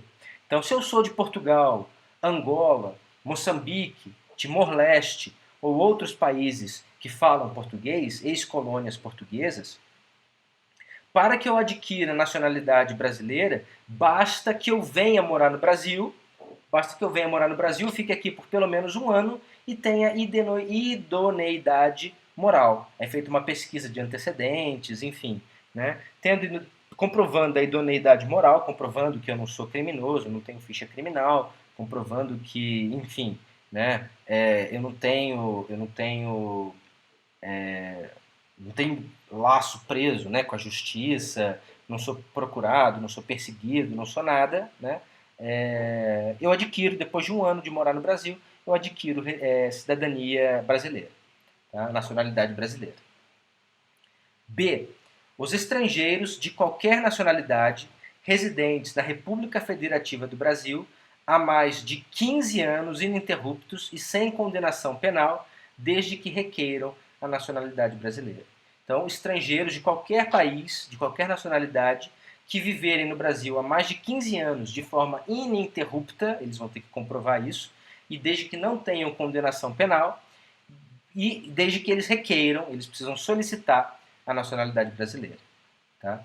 Parágrafo 1º. Aos portugueses com residência permanente no Brasil, se houver reciprocidade, ou seja, se o Estado português tiver a mesma regra com o Brasil, tá, serão atribuídos direitos inerentes aos brasileiros, salvo nos casos previstos nessa Constituição. Então, os portugueses que tenham residência permanente aqui no Brasil terão os mesmos direitos estendidos aos brasileiros, desde que o Estado português faça a mesma coisa com os brasileiros. Isso existe, tá? Então, o Brasil tem um tratado internacional com Portugal que regula isso. Tá? Então, Portugal estabelece para o brasileiro residente no país os mesmos direitos inerentes ao brasileiro, né? E o Brasil dá aos portugueses os mesmos direitos também inerentes ao cidadão português. Parágrafo 2º. A lei não poderá estabelecer distinção entre brasileiros natos e naturalizados, salvo nos casos previstos nesta Constituição. Então, via de regra, não existem diferenças entre brasileiros natos e naturalizados, salvo aquelas que a Constituição prevê. Por exemplo, logo no parágrafo 3º, né? O parágrafo 3º diz que são privativos de brasileiro nato os cargos. Então, inciso 1, de presidente e vice-presidente da República, de presidente da Câmara dos Deputados, de presidente do Senado Federal, de ministro do Supremo Tribunal Federal, da carreira diplomática, de oficial das Forças Armadas e de ministro de Estado da Defesa. Para que eu seja acessível, para que eu possa ser admitido, né, para que eu possa ser admitido nesses cargos, a lei, a Constituição exige que eu, além de outros requisitos, exige que eu seja brasileiro nato. Esses cargos não são acessíveis. Desculpa. Esses cargos não são acessíveis aos brasileiros naturalizados. Tá? Parágrafo 4º. Será declarada a perda da nacionalidade do brasileiro que... Gente, primeiro, do brasileiro que, vamos lá, inciso 1, tiver cancelada sua naturalização por sentença judicial em virtude de atividade nociva ao interesse nacional. Então é o brasileiro naturalizado que perdeu a sua naturalização em razão de sentença judicial, tá? Em virtude de atividade nociva ao interesse nacional, ou ainda, inciso 2, adquirir outra nacionalidade, tá? Salvo nos casos de reconhecimento de nacionalidade originária pela lei estrangeira ou de imposição de naturalização pela norma estrangeira ao brasileiro residente em estado estrangeiro como condição para a permanência em seu território ou para o exercício de direitos civis. É muito difícil o brasileiro nato perder a nacionalidade, tá? Muito difícil. Por quê? Porque os estados têm tratados que regulam dupla cidadania, né? Então, se eu saio daqui, eu vou morar na Alemanha, depois de um certo tempo eu posso me candidatar a ser cidadão alemão e eu adquiro, dependendo da situação, eu adquiro dupla cidadania. Cidadania brasileira e cidadania alemã também, tá? Então,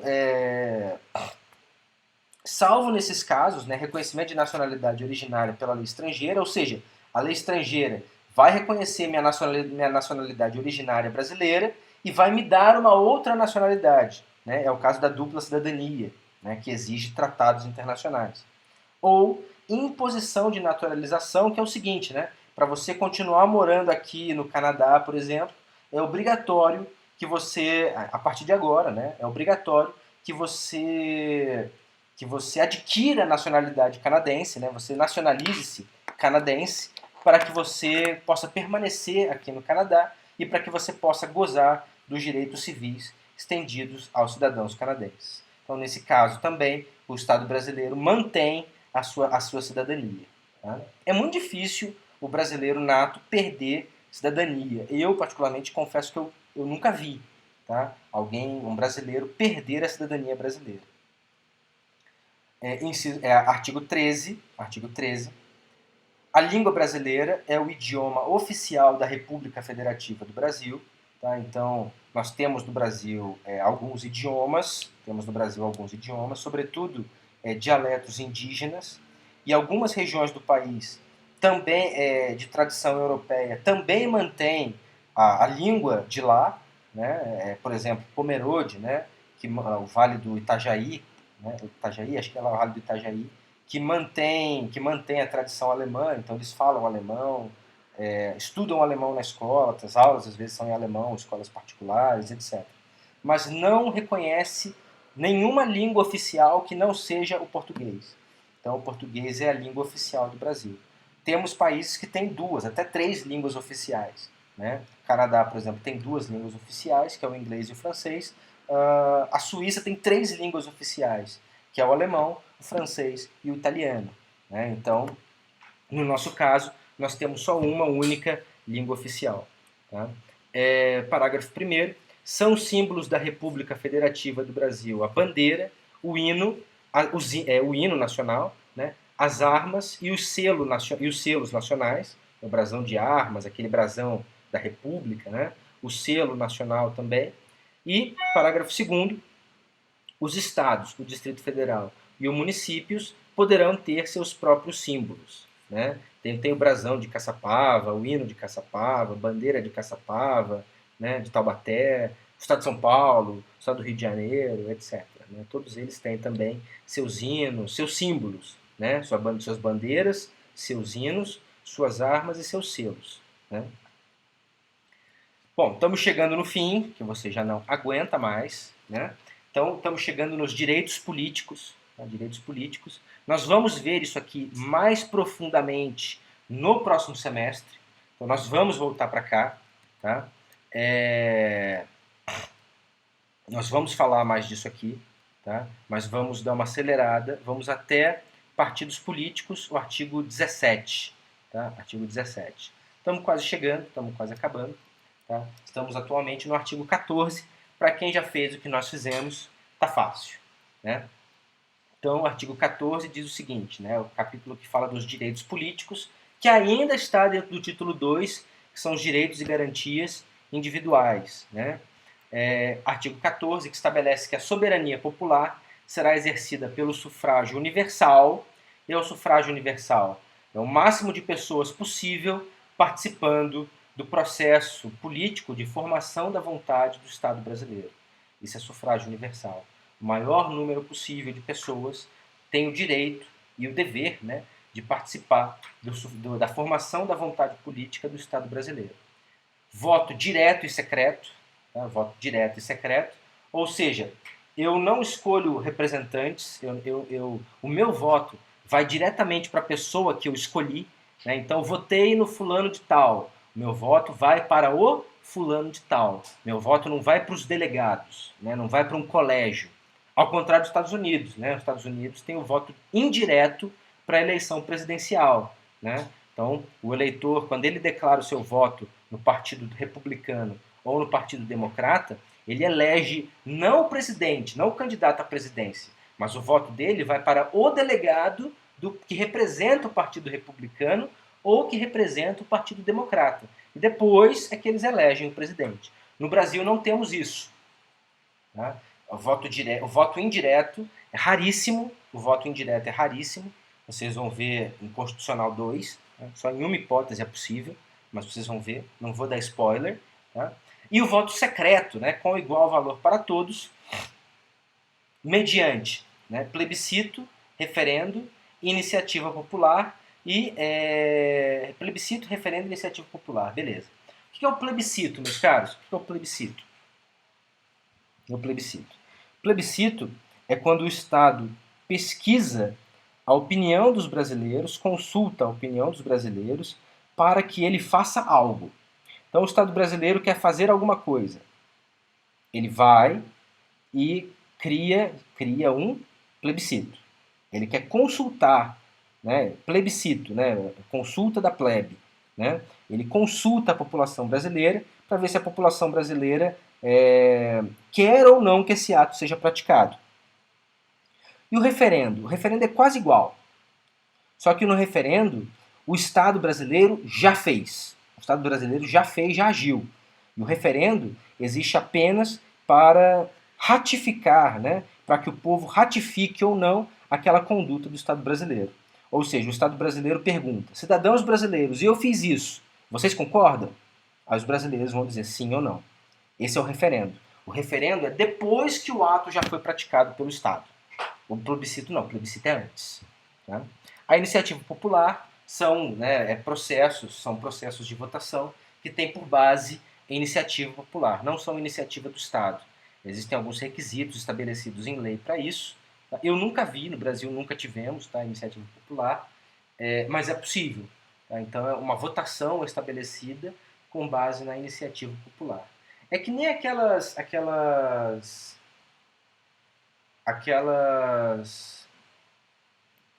aqueles cadastros, né, que a gente adere, Rafael, assine a petição pública para não sei o quê. Só que ao invés de fazer uma petição pública para ser enviada ao Congresso Nacional, é uma petição pública para que seja votada uma questão pelo povo. Né? Então, basicamente é assim que funciona. Tá? Parágrafo 1º vem falar sobre o voto. Né? O alistamento eleitoral e o voto são obrigatórios para os maiores de 18 anos e facultativos, né, são facultativos para os analfabetos, os maiores de 70 anos e maiores de 16 e menores de 18 anos. Então, analfabetos não são obrigados a votar, assim como os maiores de 70 anos e os menores de 16 e maiores de 18. Podem, mas não são obrigados. Uma questão interessante, o voto para os maiores de 70 anos é uma prova interessante a título de provar a sanidade mental. Tá? Então, as pessoas maiores de 70 anos que votam, elas podem apresentar esse documento os atestados, né, os comprovantes de votação, aquele recibinho que a gente recebe, né, no final da votação, pode apresentar como prova de sanidade. Né? Tem-se aceito, tem-se cogitado, né, a aceitação dessa prova como comprovante de sanidade mental. Né? As pessoas muitas vezes querem interditar uma pessoa, enfim, né, querem fazer com que ela perca a sua capacidade civil, né, para que ela tenha os seus bens administrados por outra, mas ela pode dizer, não, eu estou perfeitamente são, eu estou são da cabeça, eu até vou votar, né, eu tenho discernimento para votar, então eu tenho discernimento também para cuidar da minha vida, dos meus bens. Tá? É uma questão interessante, vale a pena vocês considerarem. Tá? É obrigado a votar? Não, não é. Tá? Parágrafo 2º. Não podem alistar-se como eleitores os estrangeiros e, durante o período de serviço militar, os conscritos. Tá? Então, os estrangeiros não participam do processo político brasileiro, os estrangeiros não participam, e, durante o período de serviço militar obrigatório, os conscritos. O que é o conscrito? É você que fez 18 anos, se alistou na junta militar, está lá no quartel, indo todo dia, comendo aquele feijão com carucho maravilhoso. Você não pode participar do processo político. Tá?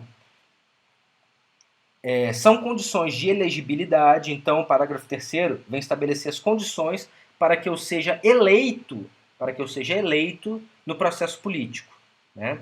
Então, em primeiro lugar, a nacionalidade brasileira, o pleno exercício dos direitos políticos, nós vamos falar mais sobre isso, tá? Eventualmente. Alistamento eleitoral, então eu tenho que ter o título de eleitor, né? O domicílio eleitoral na circunscrição, filiação partidária, tá? E idade mínima. Então, cada cargo tem uma idade mínima diferente. Gente, olha só. Domicílio eleitoral na circunscrição significa o quê?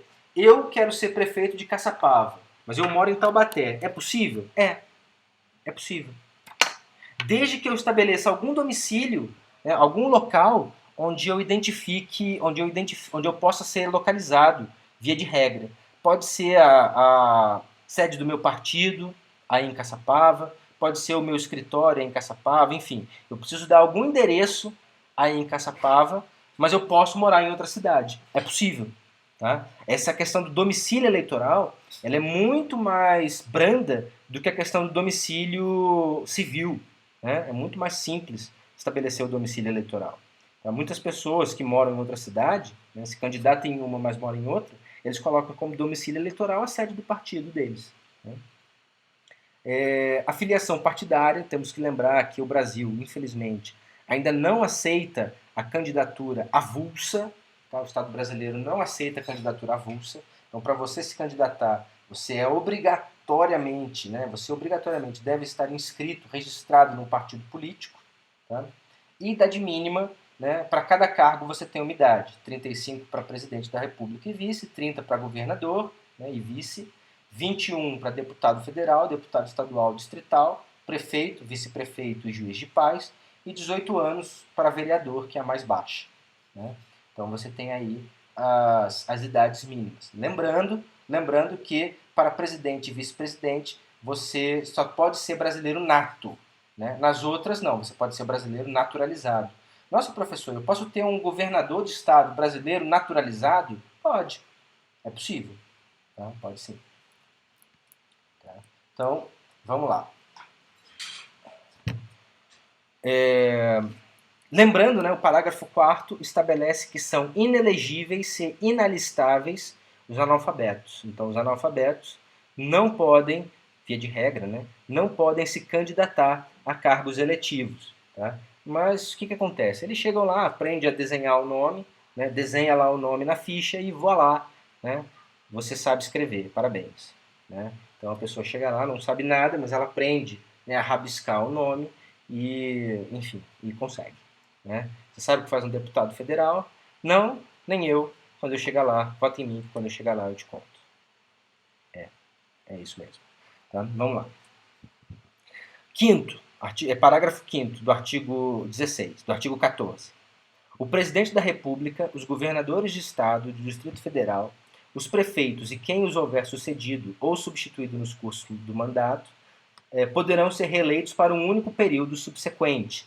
É a questão da reeleição, né? A reeleição. Então, os líderes do executivo, né, poderão se candidatar novamente para um único mandato subsequente. Depois disso, eles podem se candidatar de novo? Podem, mas eles precisam esperar pelo menos um mandato. Pelo menos 4 anos, alguém vai ter que entrar, depois eles podem se candidatar de novo para o mesmo cargo. Para concorrerem a outros cargos, não, eu não vou entrar nisso aqui. Vamos pular, gente. Vamos pular isso aqui que eu vou trabalhar melhor com vocês no próximo semestre.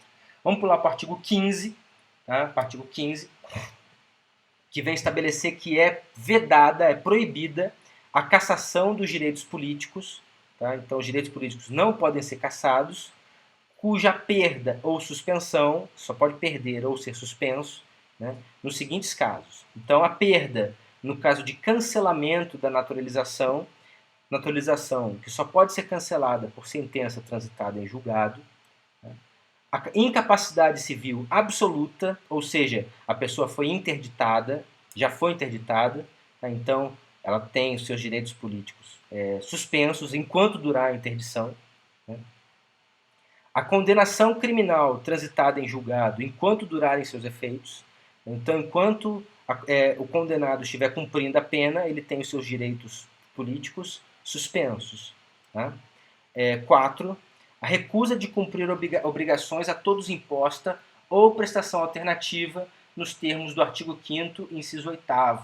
Né? Então, o exemplo mais famoso é o alistamento militar. Né? O homem que não quer se alistar, não quer fazer o alistamento militar e se recusa a cumprir a prestação alternativa. Nós falamos sobre isso na aula anterior. Tá? Então, se ele não quer cumprir uma obrigação que todos têm que cumprir e ele se recusa a cumprir a obrigação alternativa, então ele perde também os direitos políticos. Tá? Então ele também não pode votar, não pode se candidatar e não é só isso. Né? Não pode participar de concursos públicos, não pode tirar passaporte, enfim, tem uma série aí de restrições. 5. Improbidade administrativa. Né, a improbidade administrativa nos termos do artigo 37, parágrafo 4º. O artigo 37 é aquele que fala da administração pública, né, regula os princípios e a atividade da administração pública, e a pessoa que é condenada por improbidade administrativa, ela tem como uma das penas a suspensão dos seus direitos políticos até 8 anos, se não me engano. Tá? Artigo 16. A lei que alterar o processo eleitoral entrará em vigor na data de sua publicação, não se aplicando a eleição que ocorra até 1 ano da data da sua vigência. Então, a Constituição, no artigo 16, vem estabelecer regras de eficácia, né, para as leis que falem, né, que alterem o processo eleitoral. Tá? Então, elas entram em vigor imediatamente na data da sua publicação, elas não têm vacatio legis, tá? E não se aplicam à eleição que ocorra até 1 ano depois da data da sua entrada em vigência. Então ela entrou em vigor hoje. Vai se aplicar às eleições de outubro, se é que vai ter eleição? Não se aplica. Por quê? Porque a Constituição manda não aplicar. A Constituição manda não aplicar. Por último, a questão dos partidos políticos, tá? Partidos políticos, estabelecendo que é livre a criação, a fusão, a incorporação e a extinção dos partidos políticos, resguardando sempre a soberania nacional, regime democrático, o pluralismo político, os direitos fundamentais da pessoa humana, sobretudo os direitos políticos, né? Observados os seguintes preceitos. Então aí o artigo 17 estabelece algumas regras para funcionamento do partido político, tá? Estabelecendo, né, eu quero só frisar com vocês o parágrafo 4º, que vem vedar a utilização de organização paramilitar pelos partidos políticos. Partidos políticos, então, que como qualquer outra organização civil, é terminantemente proibida de utilizar fins paramilitares. Tá? Nós vamos falar mais sobre isso, nacionalidade e direitos políticos, no próximo semestre. Tá? A gente tem Constitucional parte 2, a vingança dos que não foram. né? Constitucional parte 2, que se chama Organização do Estado, né? Não é à toa que Constitucional 2 tem esse nome, tá? Então, essa parte é muito importante, a parte de direitos políticos, de nacionalidade. Terminamos no artigo 17, finalmente, né? Os direitos, o título 2 da Constituição, que são os direitos e garantias individuais e coletivas. Meus caros, a aula foi longa de novo. Eu espero que vocês tenham gostado. Espero que tenha sido importante para vocês, tenha sido boa para vocês. Tá? Acompanhe aí com a Constituição. Eu vou passar a leitura que eu quero que vocês façam hoje, né, para a aula de hoje, tá? E a atividade. Eu estarei no chat no horário de aula. Tá? E dúvidas, por favor, falem comigo no fórum. Muito bom estar com vocês. Continuem se cuidando, tá bom? E a gente volta em breve, tomara, tá bom? Então, um grande abraço para vocês e até mais.